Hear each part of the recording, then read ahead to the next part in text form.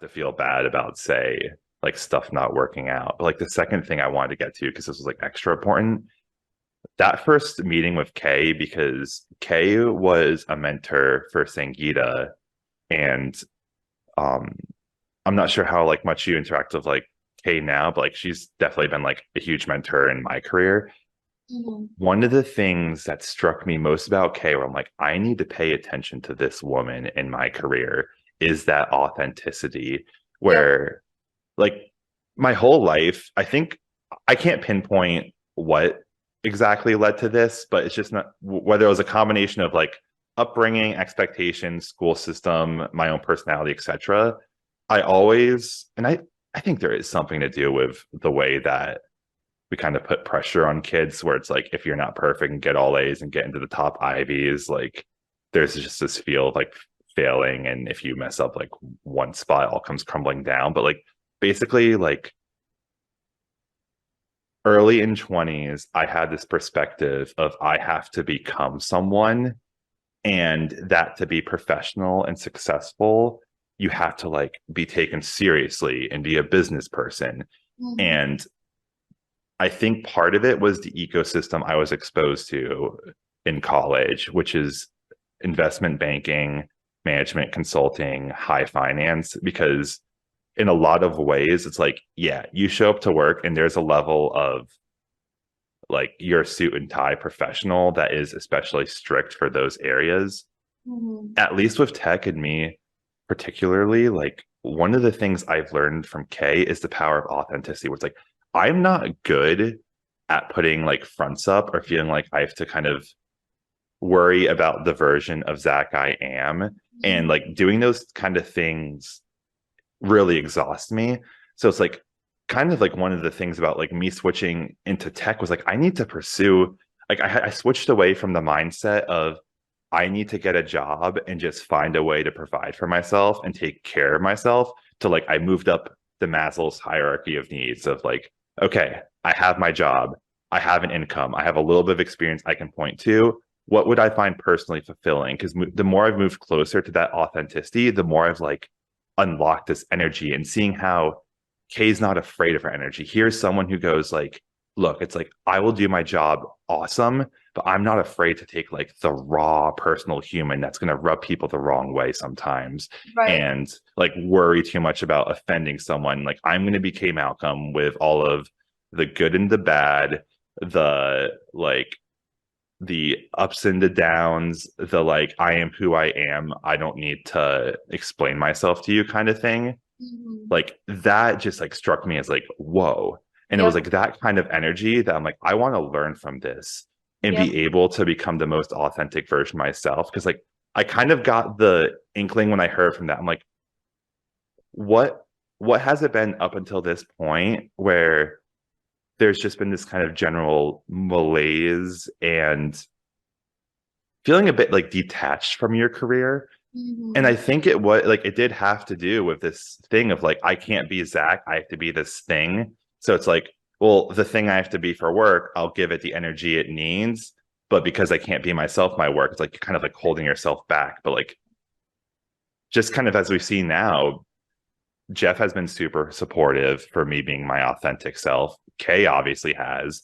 And I would say the database PM org is like very good about that. And there are so many like brilliant, smart, creative, like all over the place people with so many personalities. And like, if I didn't feel supported and like I was able to keep starting to grow into the authentic Zach, I wouldn't have like done Talke Tech. I wouldn't have started this podcast with you because I would go like, well, I'm afraid of putting myself out there and it not being quote unquote allowed.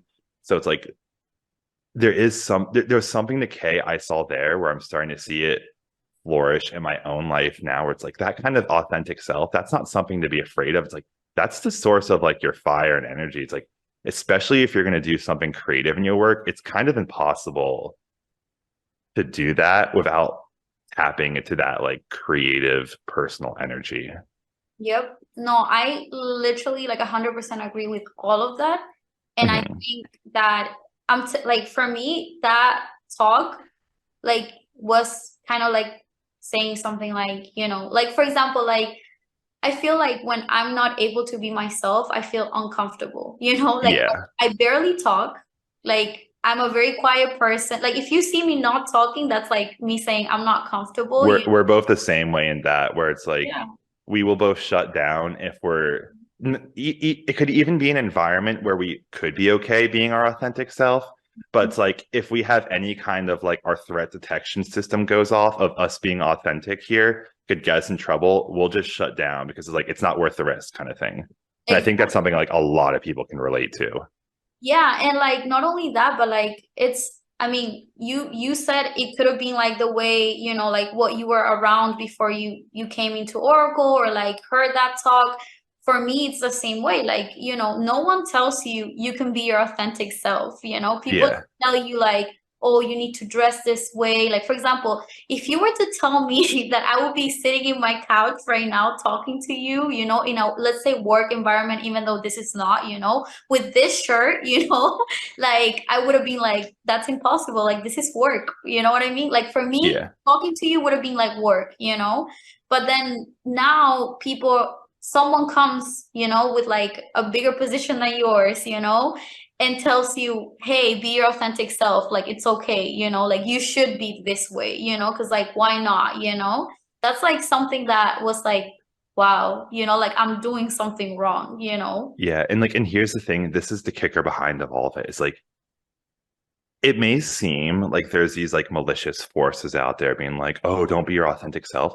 A lot of the time, it's not people saying don't be your authentic self. It's the people who care about you and are close to you who Mhm. are worried about you. Are like, don't take Yep. any risks too crazy. Like, you have a good thing going, don't blow it. It's like, Yep. it's that kind of stuff where it's not the message they want to get across, but it's No. how like literally everyone perceives it. You just go like, because the way you take it is like, I should be scared. And what do you do when you're scared? You close up. You like you take like part of yourself and you kind of put that like wall of security around it. And that's what like brings you into your more quiet, less open, less able to kind of like share, explore, create like types of modes that you need to like do what we do. 100%. Yeah. Uh-huh. So basically, since then, I've tried my best because at the same time, like it takes time, right? To like rewire yourself to be more open to things or to actually speak up, right? Like before, I didn't really like share my opinions because I was like, I'm not an expert in here, you know, like why am I going to like, you know, bring my Also, opinion? yeah, let's be completely honest. Sharing your opinions in like this day and age, like we all Yeah. see what happens to people on the internet. That's a dangerous game. I know exactly. Like even doing this podcast, right? Like I Uh-huh. told you, right? Like I kind of told you, like you know, like are we fine with like you know doing it unedited, like you know, because like I'm wired to be worried about everything I say, you know. Of course, especially in the internet, right? But Yeah. you know, like those are things that I'm starting to like rewire. But this was like my wake up call, you know, like that talk was my wake up call, you know. So yeah, I think overall like those manager interactions on everything, if you show yourself as the person that you are, you know, and if you're a good fit to your team, like everything should be fine, you know, like you shouldn't be scared to be you, you know. Hmm. Yeah, that's something else where it's like the good fit's important, and especially if you have that like overachiever mindset from school of you're Mhm. not worried about being a good fit. You just think in terms of like, is this something I can get into? Yes or no? If not, why am I not good enough? Like that's a very easy default, but it's like, no, it's like as you get older, it's like you have strengths and weaknesses and personalities and like your own personal frequencies. Like this is just as much about finding harmony in the group you're joining because like every team group company they got their own like music and rhythm they're going to, and you can both be good musicians but you have to like be in that same beat that they're going, otherwise things aren't going to work. And that's not something that like we teach people enough, where it's like it's very much like, oh, there are these exclusive clubs that you got to get into, like the top schools, the top companies, and if you're not there, you got to work to get there because of like the rat race, and you don't want to be a failure and all that stuff, and like blah blah blah. But it's like the real picture is it's much more intricate and complex than that, and this isn't some straightforward clear-cut path where you follow these instructions that other people tell you, and like You you get you there. and you get to the finish line that you're promised. Because like, let's be honest, like a lot of there will be people and there will be paths that are clear-cut and straightforward, but they tend not to be the most fulfilling. And just like look back at like on your own life and like all those moments that you didn't expect and couldn't have predicted, like that's part of the future too. So yeah, I think we've been going for a while. One last thing I want to mention is after that conversation with Kay where she came and spoke to our team, Mhm. I like reached out to her and had an individual conversation with her. She shared her story in that, and I don't want to get into this podcast, but I know one of the things we were talking about is like having guests in the future. We're Mhm. both lucky because we have relationships with people all across Oracle.